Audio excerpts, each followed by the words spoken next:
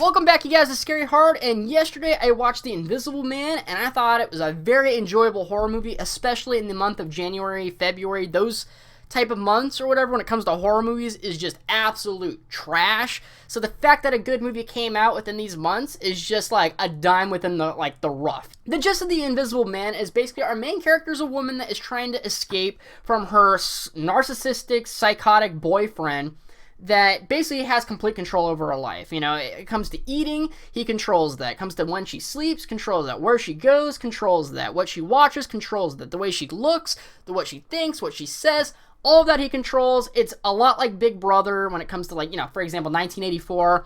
Some very hard shit to deal with when you're just trying to be a living person. So she wants to get out of it, and she escapes his crazy, basically like mansion of a house and runs off to her friends and family. Our antagonist in this movie, the Invisible Man, or aka the boyfriend of our main character, he is this, like, mad scientist, I guess you'd say, of this groundbreaking optics company. And if you don't know what an optics company is, it's a company that's based around making cameras.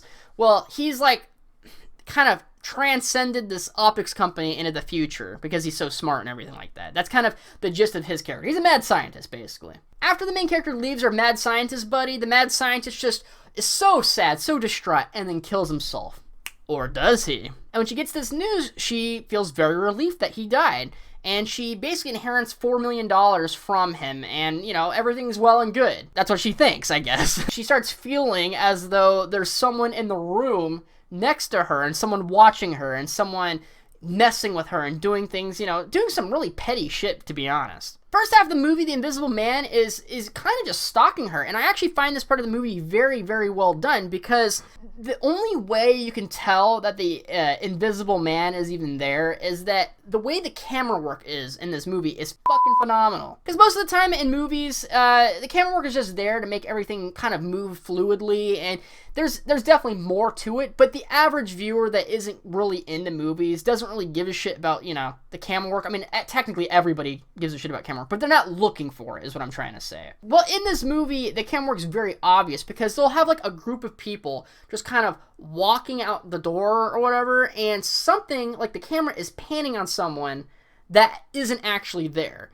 And I feel that is such great camera work when it comes to this movie because it really does make you feel like someone's there, especially when you've been kind of rehearsed to think like certain, you know, like after you watch a certain number of movies, you know that the main character or someone's supposed to be in the center of the screen. So when they're panning on nobody and they'll stop in like an empty part of the room where the camera's like kind of moving, you get that feeling right off the bat. You're like, there's someone that's supposed to be there, right? It's amazing. It really does make you feel like someone's there when there's actually nothing there on camera, and it's great. Like, it's such a genius idea, in my opinion. The other great thing about this movie is Elisabeth Moss, because if she didn't kick up her acting game to 100 in this movie would fall apart. If she couldn't act as though someone was trying to hurt her and someone's like right next to her, you know, some invisible being is there trying to hurt her and, you know, kill her and, you know, do all that murder shit to her or whatever, and she didn't like portray herself as being like, you know, having this anxiety and feeling like someone was there, this movie would just fall apart because you wouldn't believe it. There's nothing actually there. The camera work's helping, but if she didn't pull off her acting abilities in this movie would just it'd flip. It would flop right there. It just wouldn't work. And because the camera work and because of her acting, the movie is such a success because of that. In a horror category, this movie's not like a slasher, it's not a it's a little bit sci-fi, actually. There's like a small hint of sci-fi. What it really does is it really puts that feeling in you of someone watching you and the fear of the unknown. And the best example I can give is if you've ever been camping like in a dark wooded forest area somewhere, you have to wake up in the middle of the night to take a piss or something like that, and you walk out.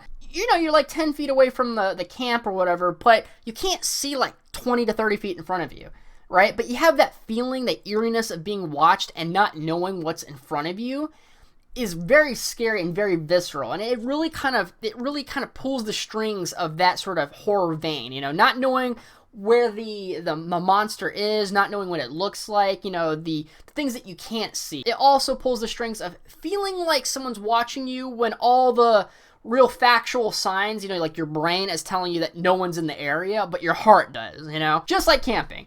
Which, by the way, I'm sorry, you guys, if you guys have never been camping before, I'm probably just scared you from going camping for the rest of your life. God damn it. Another great thing about the movie, too, is that it's definitely a pisser-offer in the sort of sense that the main character is obviously in the know, but nobody else believes her, because who would believe that there's an invisible man stalking you? Most people wouldn't. What I like about this movie, and the way they did this pisser-offer sort of movie correct, is that they made the other characters relatable, if that makes any sense. Because a lot of other pisser-offer movies, there's no reason for the character, like for the people or whatever, like the side characters, to just not support the main character. Like if my best friend was like, yo, someone's after me, come on, I need to go somewhere, or, please lock the door, someone's I'd be like, all right, I don't know what's going on, but I'm gonna go ahead and take my, step forwards as a good friend of his to help him out, even if it's in his mind, like even if I get that feeling like he's just freaked out, you try to do your best to help your friend out, and a lot of other movies don't really portray it. They give no justification for not believing the main character, is what I'm trying to say. But this movie, it does, and it makes you feel for the other characters in this scenario, because if, personally, the way they portray Elizabeth Moss in the movie, I wouldn't really be believing her either, and they give a lot of reason to not believe her. Most people in real life, I feel like, wouldn't believe her, and it makes the other characters feel more believable, is what I'm trying to say. It makes them feel like actual humans, not just some assholes that are just like, oh, I'm not believing you because, that's just what the narrative tells me to do, This is basically a pisser-offer movie done right, is what I'm trying to say. I have a little bit of a gripe with the movie. It's just a little nitpick. There's a certain point in the movie where the Invisible Man kind of goes from, 1 to 100. And what I mean by that is, in the beginning, he's just, doing stuff to, piss off the average person. Some sick shit, like hiding the remote, probably. He'd turn up the heat on the stove. She's cooking food from, 2 to 8 or something like that, and, would burn her food.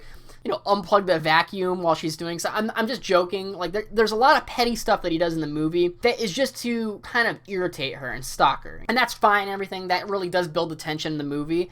But there's a point where he goes from 1 to 10, right? Where he goes from, just doing petty shit, that a high schooler would do just to fuck with one of their, bullies or something like that, to, murder, killer, crazy shit. When he starts doing the murdering stuff, it doesn't really make any sense, because where he does some things, right? I'm trying to be as, general as possible because I don't want to give anything away. There's definitely cameras in the fucking area. There's no reason that there wouldn't be cameras there, and I know how technology works today. In certain areas of the city or housing or blah, blah, blah, there's just fucking cameras. That's all I'm gonna say. There's cameras there. That's it. But yeah, definitely watch this movie, especially in the month of January and February and things like that. It's usually trash for horror movies, just straight up trash. It's where the cinema, I guess you say, Hollywood just decides, oh, well, this movie sucks, we're gonna leave it for January, February, and they just throw it out there, and it's usually really shitty. So this one's actually really good. So if you like horror movies and you want to watch something within these couple months that is usually just the trash month for movies, definitely pick this movie out, because it's actually very good. It's very tense. The acting's great. The cinematography's great.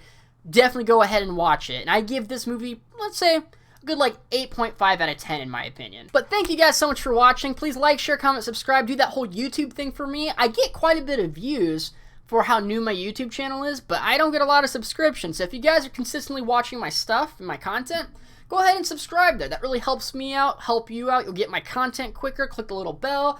Boom, bitty, bang, bitty, bang. Give me that subscribe. Thank you guys so much for watching, and see ya.